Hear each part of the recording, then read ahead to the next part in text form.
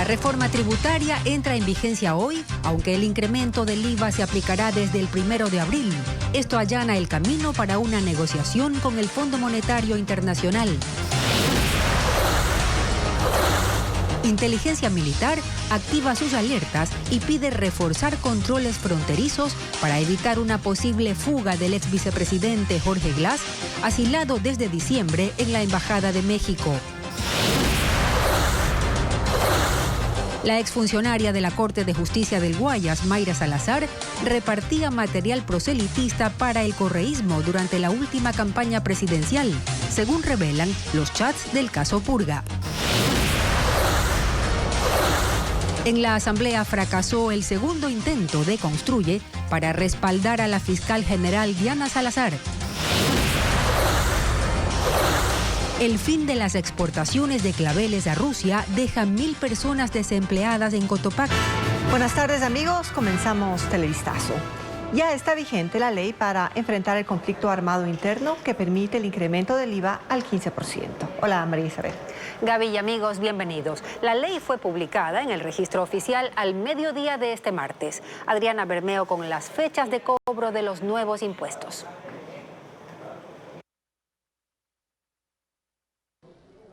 La ley que permite el incremento del IVA a 15% entró en vigencia. La norma para enfrentar el conflicto armado interno y la crisis social y económica se publicó hoy en el registro oficial.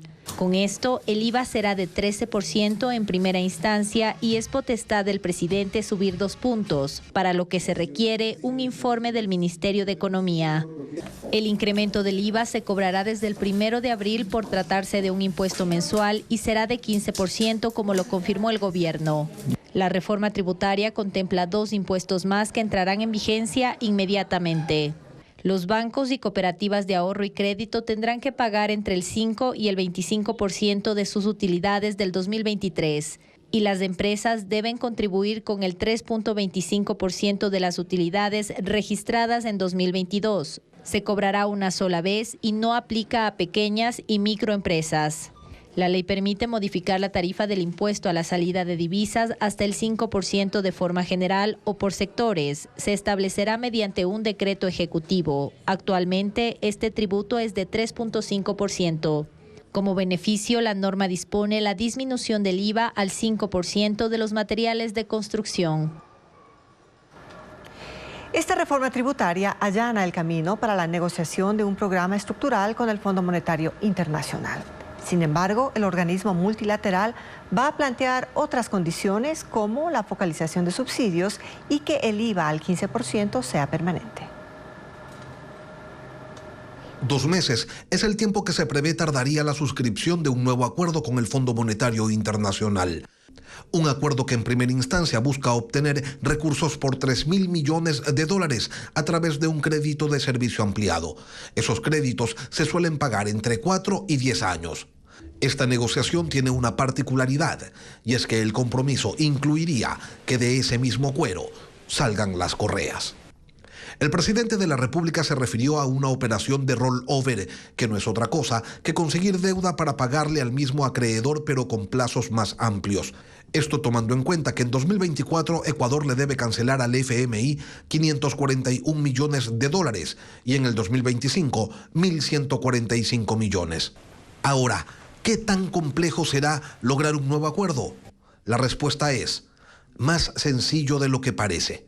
Y es que Ecuador, con la última reforma tributaria que entra en vigencia hoy, ya cumplió con buena parte de los condicionamientos que acompañan la concesión de esos créditos. Casi la mitad del trabajo pudiese estar hecha, pues, ¿no? Asumiendo que el aumento del IVA a 15% genera alrededor de un punto porcentual del Producto Interno Bruto, y además de eso, la reforma tributaria que se presentó a principios de año incluye otras medidas que generan algunos recursos adicionales.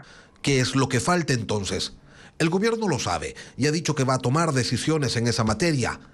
Y es que el Fondo Monetario Internacional insistirá en que se aborde el tema del subsidio a los combustibles.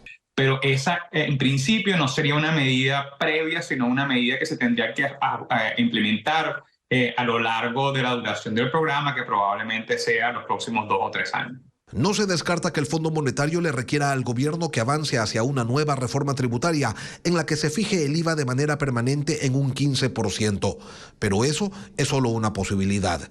Lo que sí es seguro, según los analistas, es que el programa tenga un carácter estructural y eso podría implicar condicionamientos adicionales. Efectivamente, es probable que ese acuerdo incluya algún tipo de reforma como la que tú mencionas a la seguridad social. La buena relación de Ecuador con los Estados Unidos empuja sin duda hacia la consecución de un acuerdo en términos favorables para el país. Y eso a su vez abre las puertas de otros multilaterales como el Banco Mundial y el Banco Interamericano de Desarrollo. Y con ello, la posibilidad de conseguir financiamiento para inversión pública. Fracasa otra vez el intento de Construye de aprobar un cambio del orden del día en la Asamblea para respaldar a la fiscal Diana Salazar.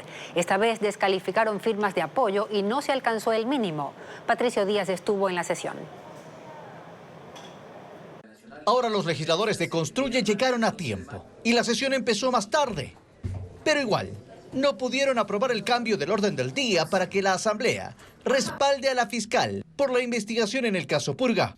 El secretario del Legislativo informó ante el Pleno que el pedido no cumplía los requisitos y por lo tanto no podía ser tratado. En Construye rechazan la justificación que les dieron para negarles la solicitud. Me dicen que las firmas no han sido convalidadas, que no son válidas, a pesar de que son firmas electrónicas. Además de esto, al siguiente día, como un alcance, presentamos firmas en físico y también se nos fue negada. Dicen que son extemporáneas. El presidente de la Asamblea, Henry Kronfle, no estuvo al frente del Pleno. Viajó a Washington a una reunión de los parlamentos de América. Y la sesión nuevamente fue presidida por la vicepresidenta Viviana Veloz, del correísmo. Siempre cuando está presidiendo la actualidad, la vicepresidenta, tenemos este tipo de objeciones. El Partido Social Cristiano reiteró su apoyo a la fiscal. Y si Construye presenta un nuevo pedido, igualmente lo respaldarán. En la próxima sesión, que es donde van a mocionar nuevamente, vamos a estar nuevamente a favor. Entre los aliados del oficialismo, que también ha confirmado su respaldo a la fiscal, no ven necesaria una nueva moción, cuando ya en el caso Metástasis se le dio el apoyo. Ya votamos el respaldo, ya la Asamblea dio su respaldo, es innecesario a mi criterio. El correísmo ha insistido en lo mismo y por eso se opone a una nueva resolución. Construye, en cambio, anuncia que lo intentará de nuevo el jueves. Inteligencia Militar pidió reforzar los controles de la frontera norte ante una posible fuga del ex vicepresidente Jorge Glass, sentenciado por corrupción. Mediante un oficio dirigido al comandante de la Fuerza de Tarea Conjunta 1 Norte, solicitó planificar y ejecutar controles fronterizos por los pasos autorizados y no autorizados acorde a sus competencias y órdenes vigentes, con la finalidad de evitar una presunta fuga de los requeridos, según la orden de localización y captura dispuesta dentro de la causa penal por delito de peculado del señor ingeniero Jorge Glass. Ecoavisa consultó a las Fuerzas Armadas y a la policía sobre la alerta y señalaron que se trata de una acción preventiva. Ratificaron que, según sus informes, Jorge Glass permanece en la Embajada de México en Quito.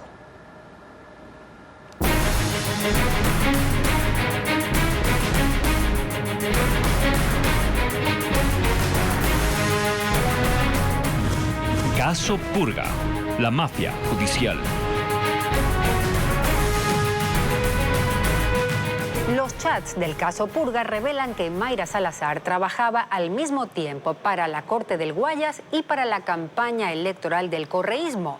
Era la encargada de distribuir material electoral a autoridades seccionales de parte de Ronnie Aliaga. Jacqueline Rodas con los detalles.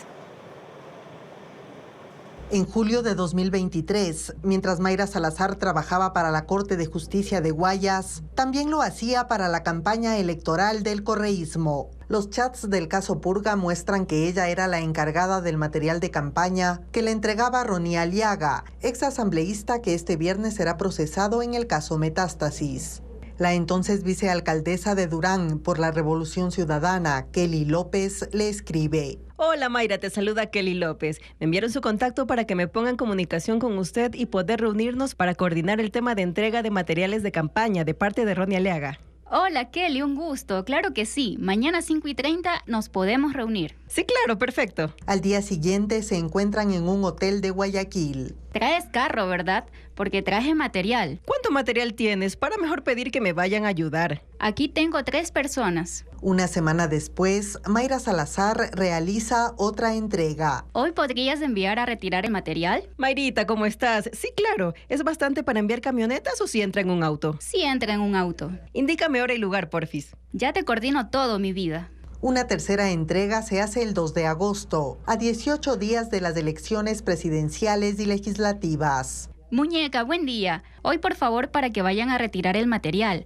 30,000 stickers más. Manda a una persona entre la 1 y las 2 a retirar al mismo punto. Mayrita Bella, buen día. Dale, perfecto. Yo te mando unos chicos. Por esos días, Mayra Salazar también intercambia mensajes con Ronnie Aliaga, pero están encriptados y no se ve su contenido. Más allá del tema electoral, tras 2 semanas de conversación y entregas de material, se ve que Salazar se gana la confianza de la vicealcaldesa, le cuenta que tiene una fundación y le propone que el municipio de Durán le financie un proyecto sobre mujeres en costura. Kelly López le cuenta que el alcalde ya le dio cita para presentar el proyecto. El director de la cárcel donde se encontró una piscina llena de tilapias conversaba con Mayra Salazar, ex asesora de la Corte de Guayas. Le contó que la Fiscalía le inició una investigación. El nombre de Ronald Sánchez ganó notoriedad cuando fue detenido el 5 de agosto del 2023, luego de una requisa en la que se encontraron armas y municiones en la penitenciaría. Las imágenes que lograron los militares ese día se viralizaron. Había una piscina llena de tilapias vivas en el pabellón 12, controlado por los choneros. Sánchez era entonces director de este centro carcelario. Fue detenido y recuperó su libertad horas después porque un juez consideró ilegal su detención. Volvió a su cargo. Ya investigado, contactó a Mayra Salazar, entonces asesora de la presidencia de la Corte de Justicia del Guayas, para quejarse. Las conversaciones son parte del expediente del caso Purga. ¿Sí sabes que me abrieron una IP por tráfico de armas? Jajaja, son de Ripley. ¿Qué? Fiscal hija de... ¿Qué le pasa? En declaraciones de la época había mencionado que no se encontraron las armas en su despacho, por lo que no podía incurrir en ese delito, y que las tilapias eran parte de un proceso de rehabilitación para los presos. Las comunicaciones con Mayra Salazar continuaron. El 30 de agosto de ese año acudió a ella para diferir la audiencia de un preso pese a que estaba a punto de caducar su prisión preventiva. Él le dice que no puede sacarlo de la cárcel para acudir a la diligencia porque hay disparos en el pabellón 9. Amiga bella, ¿conoces a esta jueza? Sí la conozco, es loca. Loca de M. Tenemos a todas las cárceles en alerta roja, por lo que están trasladando a 3 de la Tacunga del caso Villa a La Roca. Y se encendió esta M, y esta loca de M no entiende eso. De acuerdo al hilo de chats que son parte del proceso, Mayra Salazar responde que hablará con la jueza. Ya la hago llamar, ya la estamos llamando. No contesta esa P. ¿Qué manera? Estos jueces no entienden. Deja que devuelva la llamada. La man es loca, pero a nosotros sí nos escucha. El director de la cárcel nuevamente se contacta y le dice que hay otro juez que ahora presenta otro problema. Ella responde que los jueces deben hacer todos los esfuerzos y llamados de atención si está cerca de caducar la prisión preventiva para un detenido. Finalmente la audiencia se suspendió y se realizó en otra fecha de forma telemática. En Estados Unidos, la Administración Federal de Aviación encontró docenas de problemas en la fabricación del avión 737 MAX 9 de la Boeing. A esto se suma la muerte de un ex ejecutivo que denunció a la empresa públicamente. Ileana Suárez con el caso.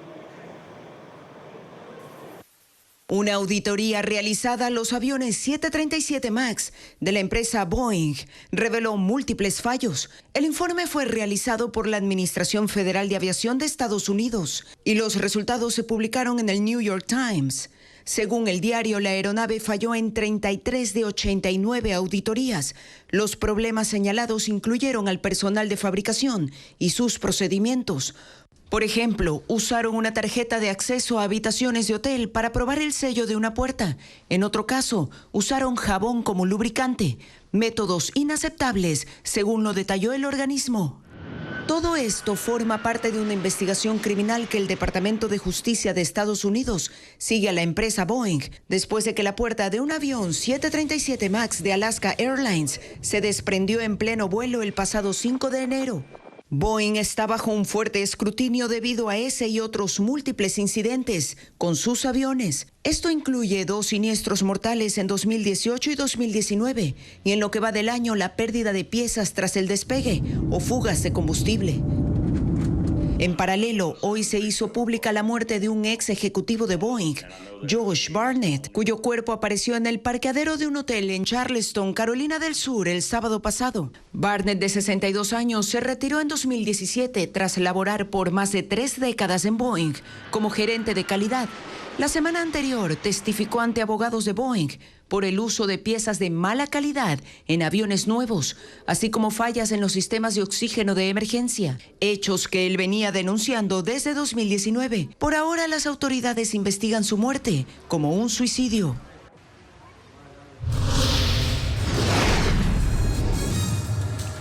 Mil personas desempleadas y millonarias pérdidas en Cotopaxi tras 40 días sin vender claveles. ¿Por qué? Le contamos al volver.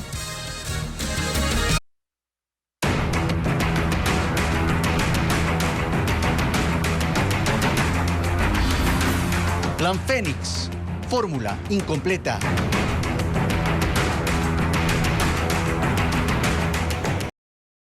La policía incorporó a cerca de 11.000 uniformados. El ingreso masivo de personal generó problemas logísticos y de dotación de armas. Paul Romero con el informe. La policía incrementa su personal. Este miércoles se graduarán 2.339 policías que aprobaron el curso de formación que duró 9 meses. Son técnicos operativos que pasarán a las unidades tácticas de prevención e inteligencia. Así la institución llega a 60.000 uniformados activos.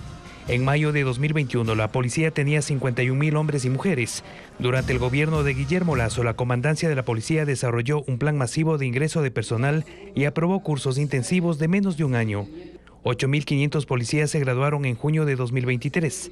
El 60% en 7 de las 24 provincias consideradas más violentas y conflictivas: Guayas, Los Ríos, Esmeraldas, Sucumbíos, Manabí, El Oro y Santo Domingo de los Áchilas. La masiva incorporación de policías generó problemas logísticos y de infraestructura que no se han solucionado en totalidad, como lo admitió este lunes el comandante César Zapata durante la graduación de 168 subtenientes. También estamos trabajando en la equiparación del rancho con Fuerzas Armadas y el proyecto de reglamento de bonificación que comprende los bonos de vivienda, de traslado y los bonos de riesgo.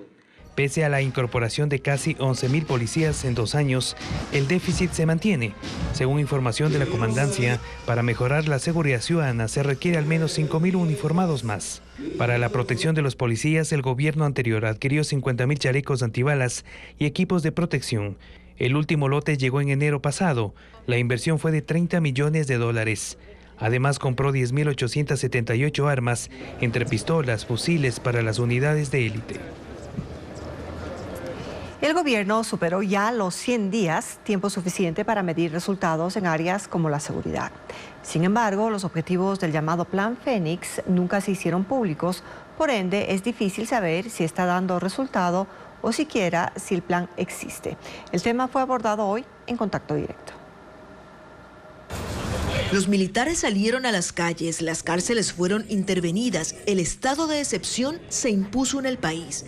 Una primera impresión que habla de optimismo por la implementación del Plan Fénix, pero el hecho es que el tiempo va pasando y las expectativas del país van exigiendo resultados. Se había hablado de cárceles barcazas, ¿verdad?, de una modernización tecnológica de la policía, de las Fuerzas Armadas, y lo que hemos visto pues, en el transcurso de los meses es cambios discursivos en cuanto al plan. Lo que nos da un poco cuenta es que es un plan que se ha ido construyendo a la marcha y que no consiste en una política pública con objetivos estratégicos. ¿Le preocupa que haya improvisación? Las improvisaciones en seguridad lamentablemente se pagan con vidas. Renato Rivera trata de medir con indicadores certeros los resultados del Plan Fénix y no puede, porque dice que no hay objetivos que se hayan hecho públicos, no hay metas medibles. Tal vez la reducción de homicidios, pero eso dice que lo toma con pinzas. Porque son cifras que tenemos hasta mediados de febrero de 2024. Desde mediados de febrero hasta el día de hoy no tenemos claridad de realmente cómo han evolucionado los homicidios en el país. Y para no pecar de poco frontal, dice lo que piensa con claridad absoluta. Parecería que es un plan que no existe, es una estrategia de comunicación política, el Plan Fénix, donde hay una serie de similitudes en relación al plan de Bukele, de hecho a la estrategia comunicacional de Nayib Bukele, pero como plan, como política pública, con objetivos medibles, con un presupuesto asignado, no existe. Él está convencido de que la intención de esa estrategia de comunicación es sostener la aceptación popular del gobierno camino a la próxima consulta, para la que ya falta poco más de un mes. Al menos 1.000 personas han quedado desempleadas en Cotopaxi por la crisis de los productores de claveles, que tuvieron que desechar 100 toneladas de flores que iban a enviar a Rusia. Son 25 millones de dólares en pérdidas. Patricio Viera describe la situación. La crisis que atraviesan los pequeños productores de claveles en Cotopaxi se agudiza. De febrero a marzo, 1.000 personas de las 5.000 que se dedican a esta actividad en esta provincia han perdido su empleo. Y es que desde hace 40 días, su principal cliente de exportación dejó de comprar sus flores. Los clientes han preferido emigrar a otro tipo de mercados en Turquía, en Colombia, en Holanda, en otros países de Sudáfrica también, que es donde se produce el clavel. Todo empezó tras la tensión diplomática que se generó entre el gobierno de Ecuador y Rusia a fines de enero, cuando el presidente Noboa anunció que entregaría equipamiento militar ruso a Estados Unidos, y pese a que luego se descartó la medida y las relaciones bilaterales superaron el impasse, Moscú dejó de comprar a los proveedores de Cotopaxi. En la comunidad de Patután, 10 kilómetros al noroccidente de la Tacunga, hay 48 familias que se dedican a esta actividad, entre ellas la de Miriam Cando. Pero la situación está bien difícil. En medio del llanto relata que tuvo que dar como alimento para sus 2 vacas los 220.000 tallos de claveles, valorados en $40.000, que tenían previsto enviarse a Rusia. En la parroquia de Poaló, 25 kilómetros al occidente de la Tacunga, el escenario es similar. 5 productores han tenido que apilar los claveles para, tras su descomposición, utilizarlos al menos como abono. En los últimos 40 días, 100 toneladas de claveles han sido desechadas, lo que representa 25 millones de dólares en pérdidas para los floricultores de esta provincia. Esto ha desencadenado también en que 25 pequeños productores pongan en venta sus terrenos. Al tratarse de un producto de origen vegetal, los floricultores no pueden dejar de producir. A medida que son cortados los tallos, permanecen por 2 semanas en 15 cuartos fríos que son utilizados como bodegas, con la esperanza de ser vendidos. Pero transcurrido ese tiempo, las flores empiezan a marchitarse e inmediatamente se reemplazan por una nueva producción. La renovación del Consejo Nacional Electoral puede realizarse aunque el organismo esté en periodo de comicios. Así lo determinó la Procuraduría ante una consulta del Consejo de Participación Ciudadana. Fabiola Santana lo explica. El Consejo de Participación Ciudadana puede continuar con el concurso para la renovación parcial del Consejo Nacional Electoral aún en periodo de elecciones. Así lo determinó la Procuraduría General del Estado este lunes, respondiendo a la consulta que hizo el organismo que lleva adelante el proceso de selección. La duda se originó pues está en marcha el proceso electoral de la consulta popular del 21 de abril. En su pronunciamiento, la Procuraduría dice, corresponde a dicho consejo desarrollar los concursos a cargo de comisiones de selección a fin de realizar oportunamente la designación de las autoridades sin que el decurso de los procesos electorales constituya excepción que impida el desarrollo de dicho procedimiento o configure intervención o interferencia en las competencias de la función electoral. Con ello se podrá incluso designar a los nuevos vocales sin que se interprete como intervención en el desarrollo del proceso electoral. Eso es lo que nos está diciendo, pero eso ya conocíamos. Lamentablemente acá en el Ecuador hubo un escudo discursivo de las propias autoridades electorales para no ser cambiados. Entonces no cambia nada, solo que se pone en orden la situación. El Consejo Nacional Electoral tiene 5 vocales que deben ser renovados parcialmente cada 3 años. En noviembre de 2021 debieron cambiarse 2, pero se mantienen en funciones prorrogadas, pues el concurso no ha avanzado por acciones de protección y denuncias de posibles irregularidades. Los otros 3 terminan su periodo en noviembre de este año y también deberán ser reemplazados. Ahora la pelota queda en la cancha del Consejo de Participación y la Comisión de Selección. Esta mañana las Fuerzas Armadas y la Policía Nacional intervinieron la cárcel Bolívar en Guaranda. Allí decomisaron droga camuflada en cajas de madera, además armas blancas y celulares. Simultáneamente se desarrolló un operativo en la prisión de mujeres de Esmeraldas, donde hicieron una requisa para control de armas, municiones, explosivos y otros artículos no autorizados. Hasta el momento han decomisado electrodomésticos y celulares. Es la primera intervención de este año en esa última cárcel. El primer ministro de Haití, Ariel Henry, aceptó renunciar en medio de la ola de violencia por las pandillas. Ocurre tras el establecimiento de un Consejo Presidencial de Transición. Después de una semana de ataques de pandillas en Haití, el primer ministro de ese país, Ariel Henry, aceptó renunciar al cargo. La dimisión fue anunciada por el mandatario de Guyana, Irfan Ali, quien este lunes celebró un consejo en Jamaica con funcionarios de la Comunidad del Caribe, el secretario de Estado de Estados Unidos, Anthony Blinken, y un bloque comercial regional. En un video grabado desde Puerto Rico, Henry dijo que su renuncia se da tras la creación de un Consejo Presidencial de Transición, el cual ahora debe designar a un primer ministro interino, quien a su vez preparará el camino para las elecciones. Henry había viajado a Kenia a fines de febrero para firmar un acuerdo para el despliegue de una fuerza internacional de seguridad, con el fin de detener la violencia. Fue entonces que hombres armados atacaron las estaciones de policía e irrumpieron en las 2 mayores cárceles de Haití, liberando a más de 3.000 reos. El avión en el que viajaba Henry no pudo aterrizar después de varios ataques contra el aeropuerto internacional y desde entonces se refugia en Puerto Rico.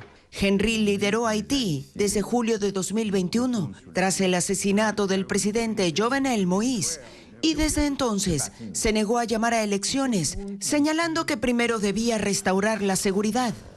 Estados Unidos se ha comprometido a entregar $300 millones para financiar a 1.000 soldados de Kenia, cuya misión es someter a las bandas criminales que controlan el 80% de la ciudad de Puerto Príncipe.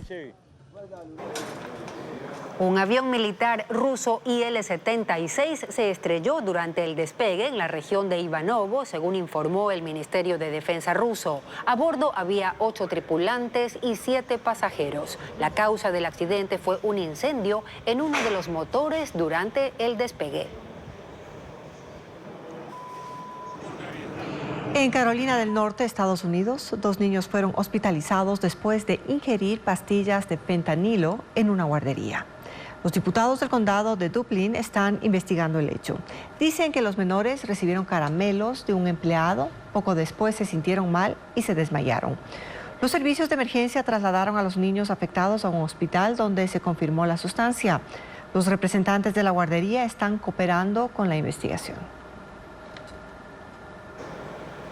Un barco cargado con ayuda humanitaria partió desde Chipre hacia la Franja de Gaza. La embarcación de la misión española Open Arms con World Central Kitchen salió con 200 toneladas de alimentos, agua y bienes de primera necesidad. El envío pretende abrir un corredor marítimo para aliviar la crisis humanitaria en esa zona. La guerra y el asedio israelí sobre Gaza han expulsado de sus hogares a más del 80% de la población y cientos de miles de gazatíes están al borde de la hambruna. 25 personas, en su mayoría niños, han muerto por desnutrición y deshidratación en el norte de Gaza, según fuentes sanitarias. En India, el nacimiento de una camada de 5 crías de guepardo da esperanzas a las autoridades de ver triunfar un programa para recuperar esta especie en el país asiático, donde están extintos desde hace más de 7 décadas. La madre de estas 5 crías llegó a la India en febrero de 2023 como parte de un ambicioso proyecto conocido como Proyecto Guepardo, que busca recuperar al animal terrestre más rápido del mundo asiático. El nacimiento de esta camada entusiasmó a las autoridades del país asiático.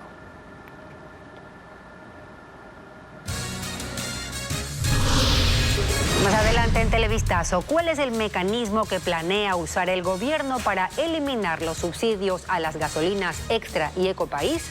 Se lo explicamos luego del corte.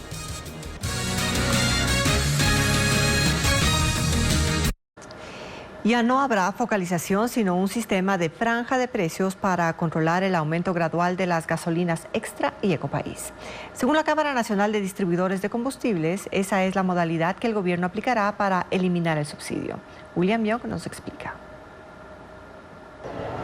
La decisión ya está tomada y fue comunicada por el viceministro de Hidrocarburos, Silvio Torres, en una reunión con la Cámara Nacional de Distribuidores de Combustibles, según lo confirmó el vicepresidente de este gremio. Se trata de un sistema de franja de precios, es decir, cada mes las gasolinas Extra y Ecopaís tendrían un aumento gradual hasta que su valor ya no tenga subsidio. Según los distribuidores, sería de 10 centavos cada 4 semanas. Focalización no va a existir.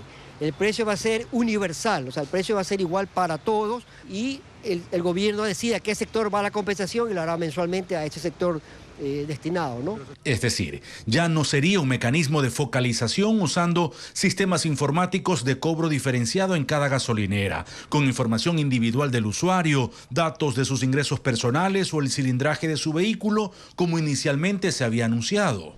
Con este mecanismo, en las estaciones de servicio solo se necesitará exhibir el nuevo precio a cobrar. Si toman la decisión de eliminar, hacer una banda de 10 centavos mensuales, estamos hablando de que en 6 meses podría eliminarse ya el subsidio en la que es gasolina. Aunque en esa reunión no hablaron de fechas, el presidente Daniel Noboa dijo en enero pasado que estas medidas se aplicarían en el segundo trimestre del año, por lo que los empresarios apuntan a mayo, es decir, luego de la consulta popular. El gobierno publicó un manual sobre la explotación minera, donde señala que la consulta previa que se haga en los territorios no es vinculante. Expertos consideran que el camino para evitar discordias con los pueblos indígenas es crear una ley y un reglamento que regulen el rol de las comunidades y el Estado para desarrollar esa industria. Diego Cuenca con el tema. En Canadá, la delegación del presidente Noboa logró conseguir $4.800 millones para invertir en 6 proyectos mineros en Ecuador. Sin embargo, el gobierno tiene problemas pendientes por resolver para que esos negocios sean viables. Empezó a buscar una solución para cumplir con el derecho a la consulta previa, libre e informada con las comunidades y nacionalidades indígenas. Para regular eso, el Ministerio de Energía y Minas sacó un manual que establece el proceso para socializar los beneficios, riesgos y eventuales impactos que ocasionará la explotación aurífera en sus territorios. Sin embargo, los resultados de esos diálogos no son vinculantes. Esto significa que el Estado podría ejecutar proyectos mineros, aún sin contar con el consentimiento de los pueblos consultados. Entonces, ¿para qué sirve la normativa? ¿Es constitucional que el Estado imponga la explotación minera sin acuerdo con las comunidades? Constitucional siempre va a ser, porque el derecho y lo que se está regulando y lo que se está emitiendo es una norma que permite viabilizar un derecho fundamental que es de la consulta y que además de esto está establecido en el artículo 11, el numeral 3 de la Constitución de la República. En el Ecuador, los recursos minerales son de los ecuatorianos y quien tiene la obligación de administrar, gestionar, regular, controlar es el Estado. El posible camino para evitar discordias con las comunidades es que se concrete una ley que no se ha hecho a pesar de que en el 2019 la Corte Constitucional se le ordenó a la Asamblea Nacional. Mientras hay ese vacío, los grupos antimineros han impulsado recursos legales para evitar que las concesiones progresen, como la consulta popular en Cuenca en el 2021, donde más de 348.000 personas votaron a favor de prohibir la minería en esa zona de Azuay. O la consulta popular del año pasado en Quito, donde el 70% de su población votó en contra de las actividades mineras en el Chocó andino. Decisión que afectó a 12 concesiones que no pudieron pasar a la fase de explotación y que se quedaron en el limbo. Hay un tema súper complejo, por ejemplo, que es a quiénes consultar. No creo que la norma lo está resolviendo, porque establece que volvemos a las comunidades, pueblos y nacionalidades indígenas y ancestrales que están inscritos en el Ministerio de Agricultura. Y si es que uno le pregunta a la CONAIE si ellos están de acuerdo con ese procedimiento, van a decir que no. Entonces también estas son las dificultades de a quién consultar. El manual está vigente desde el 6 de marzo, con la intención de no frenar las inversiones mineras y puntualizar que las concesiones que se ejecuten deberán remediar o compensar los daños a las comunidades donde se realiza la explotación. La fiesta de la fruta y de las flores en Ambato terminó con la ronda nocturnal que ayer recorrió el centro de esa ciudad. Fabián Villa informa que cerca de 30.000 personas acudieron al evento. 15.000 luces LED sobre 19 carros alegóricos iluminaron la noche de este lunes en el centro de Ambato. Se trata de la ronda nocturnal, desfile con el que finalizó la edición 73 de la Fiesta de la Fruta y de las Flores. Además de las vibrantes luces, como tradición, las carrozas se vistieron con 30.000 flores, entre rosas, claveles y girasoles. También se colocaron frutas de la época, como manzanas, reina Claudias y 3.000 libras de grano seco. 19 comparsas conformadas por alumnos de unidades educativas y miembros de delegaciones barriales lucieron trajes típicos, representando la tradición y cultura del indígena ambateño. 30.000 personas ocuparon las veredas de las calles céntricas para observar de cerca la ronda nocturnal. El evento también estuvo marcado por la participación de agrupaciones de Polonia, Perú, Colombia y Cuba, que fueron parte del Festival Internacional del Folclor y que expusieron en este desfile la riqueza de los ritmos de sus países. Fueron más de 500 personas las que conformaron la ronda nocturnal que selló el cierre de la fiesta mayor de